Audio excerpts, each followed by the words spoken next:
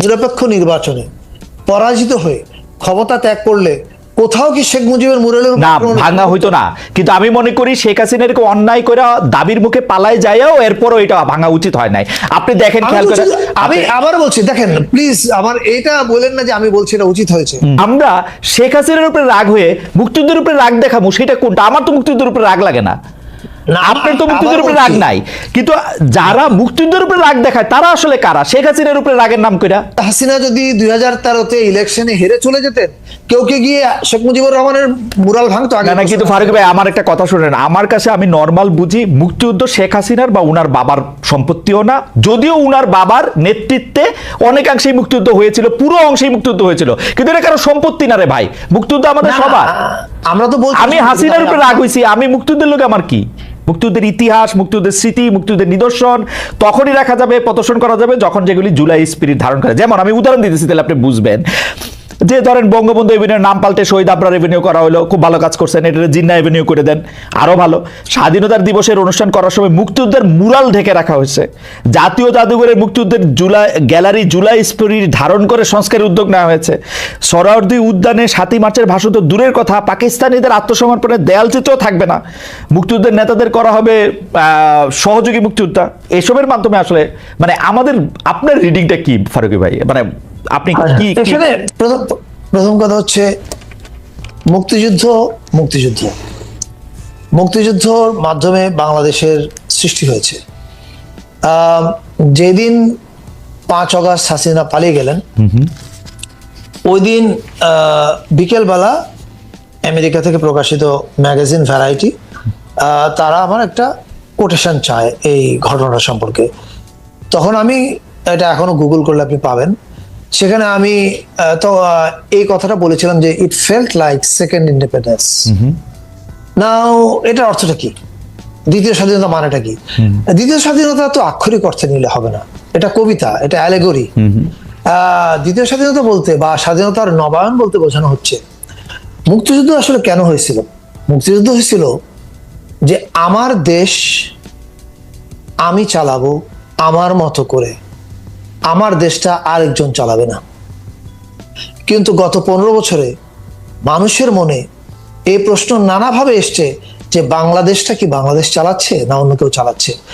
আপনাকে খেয়াল করে দিই, সুজাতা সিং 2013 ইলেকশনের সময় এসে উনি কেন এরশাদকে বলছে তোমাকে ইলেকশনে আসতে হবে? What is the reason? Bangladesh থেকে কি আমরা কি রাহুল গান্ধীকে বলি যে তোমাকে ইলেকশন আসতে হবে? এভাবে তো, তার মানে কি? তার মানে আপনি দেশটাকে এক্সপোজ করেছিলেন কমপ্লিটলি। আপনি কিছু কিছু জিনিস সারেন্ডার করেছিলেন। আপনি বলতে আমি বলছি সরকারকে, তৎকালীন সরকারকে। তো আপনি যখন একটা দেশের ফরেন মিনিস্টার এরকম বক্তৃতা দেয়নি, আমি মোদিজিকে বলে এসেছি ভারতকে আওয়ামী লীগকে যেন ক্ষমতায় রাখে, বলে আসেনি? প্র্যাকটিক্যালি তার চাকরিটাই তাই ছিল এবং পররাষ্ট্রমন্ত্রীদের চাকরি তাই থাকে। আচ্ছা, এবার ওবায়দুল কাদের বলেননি এই কথা? এটা সবাই বলেছে, তলে তলে সব হয়ে গেছে। এখন এইটার অর্থ কি? এটার অর্থ আপনার দেশটা আপনি চালাচ্ছিলেন না, আপনার দেশটা চালাচ্ছিল অন্য আরেকটা দেশ।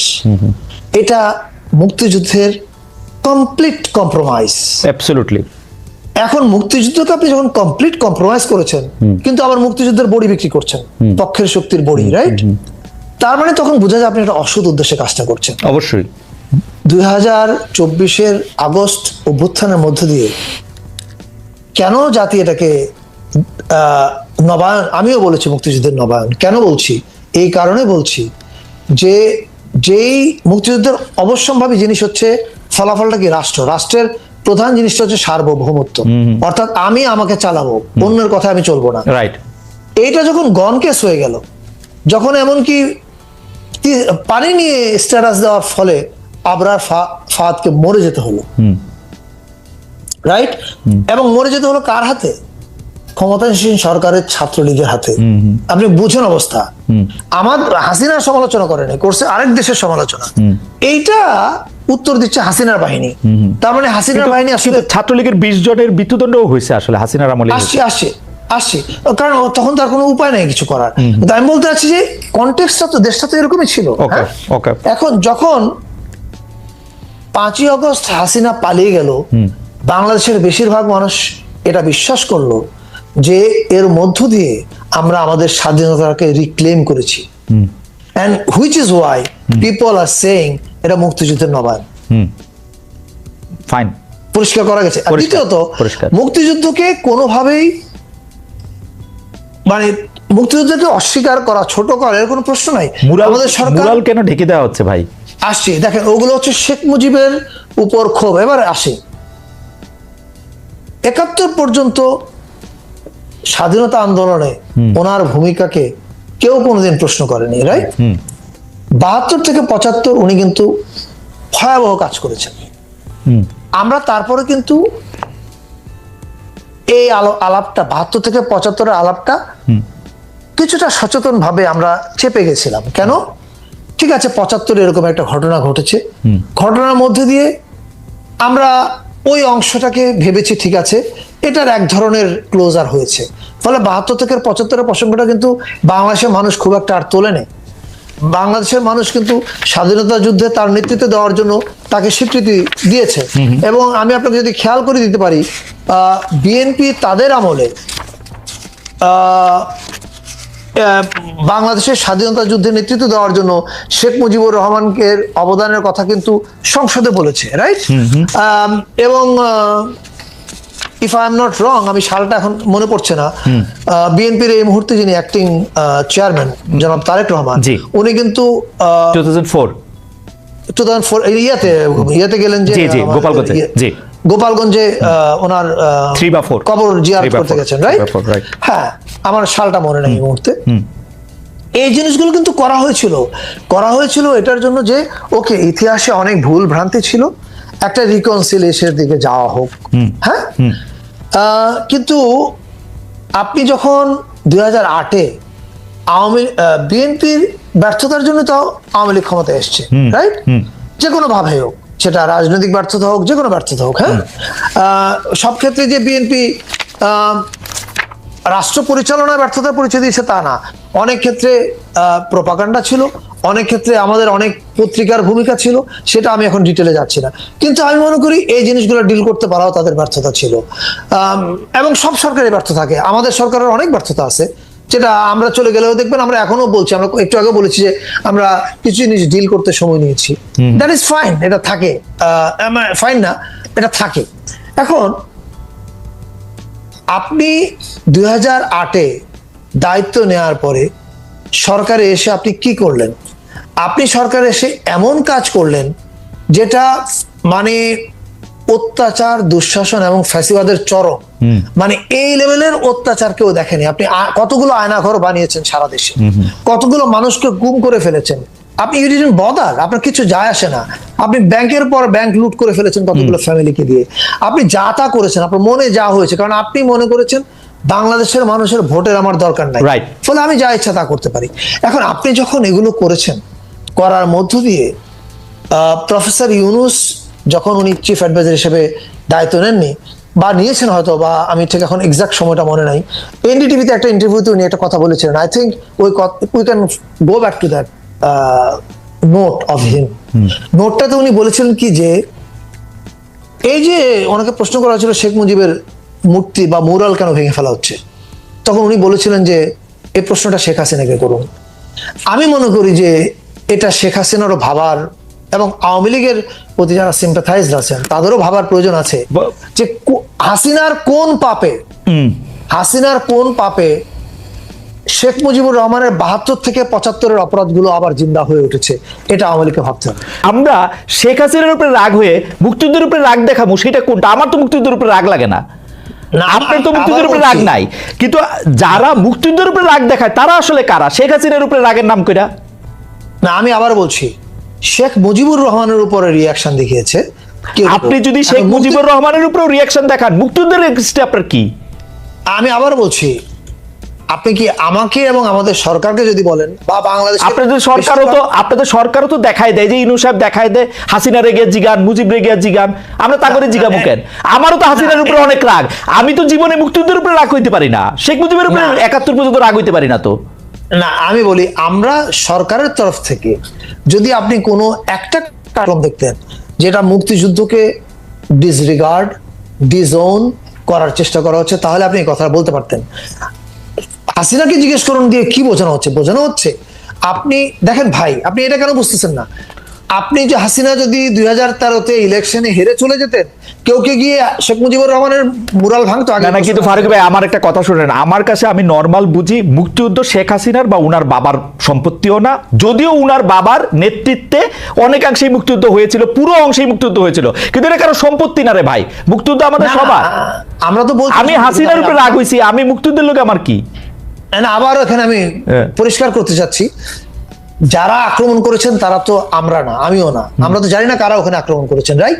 কিন্তু আমি যেটা বোঝাতে যাচ্ছি, মানুষের ক্ষোভের প্রসঙ্গটা, ক্ষোভটা হাসিনা হয়ে শেখ মুজিব পর্যন্ত গিয়েছে, কারণ হাসিনা তো শেখ মুজিবকে ফ্যাসিবাদের ঢাল হিসেবে ব্যবহার করেছে, নাম্বার ওয়ান। নাম্বার টু, আমি আপনাকে কাউন্টার প্রশ্ন করছি, আপনি এটা এইভাবে ভাবেন, শেখ হাসিনা 2013-তে একটা নিরপেক্ষ নির্বাচনে পরাজিত হয়ে ক্ষমতা ত্যাগ করলে কোথাও কি শেখ মুজিবের মুরালের না ভাঙা হইতো না, কিন্তু আমি মনে করি শেখ হাসিনা এরকম অন্যায় করে দাবির মুখে পালাই যায়ও এরপরও এটা ভাঙা উচিত হয় নাই।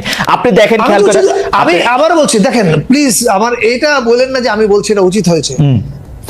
না আপনি যা বলছেন সেটা পরিষ্কার, আপনি বলছেন যে আপনি বলছেন আমি উচিত হয়নি, এই কথাটা সবসময় বলছি।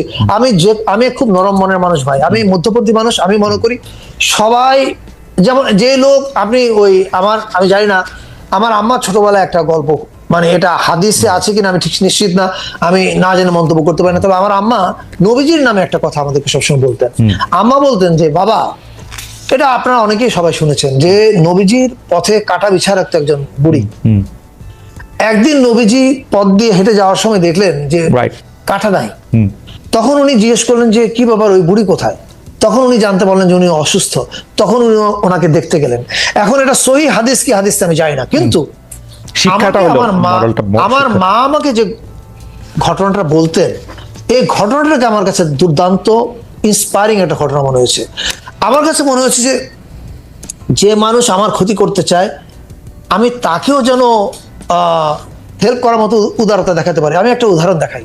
আপনি এখন যে দেশে আছেন, আমেরিকা, সে দেশে একজন বাঙালি ভদ্রলোক আছেন, ওনার নাম, আমি যদি নাম ভুল না করে থাকি, রইসুদ্দিন, হয়তো নাম ভুল করতে পারি, আপনি গুগল করলে পাবেন। উনি আমেরিকার কোন একটা রাজ্যে ওনার একটা দোকান শপ চালাতেন। ওই দোকানের মধ্যে ওনাকে হোয়াইট সুপ্রিমেসিস্ট একজন এসে গুলি করে ওনার চোখে। উনি বাঁচার কোনো কথা ছিল না। ওই সুপ্রিমেসিস্ট অ্যারেস্ট হয় এবং উনি দীর্ঘদিন লড়াই করে ফিরে আসে, বেঁচে আসে। তো ওই লোকের বিরুদ্ধে তো মামলা হচ্ছে, মানব হত্যার মামলা চলছে। এর মধ্যে এই রইসুদ্দিন সাহেব, অসাধারণ একটা মানবতার ঘটনা, এই রইসুদ্দিন সাহেব হজে যান। এবার হজ থেকে, আমি যদি ভুল না করে থাকি, আমি অনেকগুলো পত্রিকা পড়েছি, ফলে আগে পিছু হতে পারে, হজ থেকে এসে উনি যে লোক তাকে মারতে চেয়েছিলেন, যার মৃত্যুদণ্ড হয়েছে, ঘোষণা করা হয়েছে, মৃত্যুদণ্ড বা যাবজ্জীবন বা সামথিং, আই থিঙ্ক মৃত্যুদণ্ড হয়েছে ঘোষণা, তখন ওনাকে উনি দেখতে যান। দেখতে যাওয়ার পরে ওনার সঙ্গে কনভারসেশন হয়, হওয়ার পরে ওনার মন ভেঙে যায় এবং তারপর উনি একটা ক্যাম্পেইন চালু করেন। সেই ক্যাম্পেইনটা হচ্ছে ওকে যেন বাঁচানো হয়, ওকে রক্ষা করার জন্য। এখন এই যে উদারতা রইসুদ্দিন দেখিয়েছেন, রইসুদ্দিন বলছেন এটা ওনার ধর্ম শিখিয়েছে ওনাকে উদারতা। উনি হজে গিয়ে উপলব্ধি করেছেন এই উদারতাটা উনি দেখাতে চান। আমরা এখন আমি আপনাকে উদাহরণ বলছি, আপনি এটাকে কি বলবেন? এটা কি ইসলাম? আপনি মানে এখন আপনি কোন ইসলামকে গ্রহণ করবেন? এটা আপনার না, আমরা নানা সময়ই দেখেছি যে সংখ্যা লঘুর ধর্ম আচরণ এবং সংখ্যা গুরুর ধর্ম আচরণ আকাশ আর পাতাল তফাৎ করে। আমরা এটা নিয়ে আলাদা এটা নিয়ে কথা বলবো না। আমি ফেসবুকে অনেক আগে আমি একটা স্ট্যাটাস লিখেছিলাম যে পৃথিবীতে সবচেয়ে সকল সংকটের মূলে সব দেশে দেখবেন সংখ্যা গুরুদের কিছু ভূমিকা। না, এটা আপনি বলছেন, এটা আমিও খেয়াল করছি।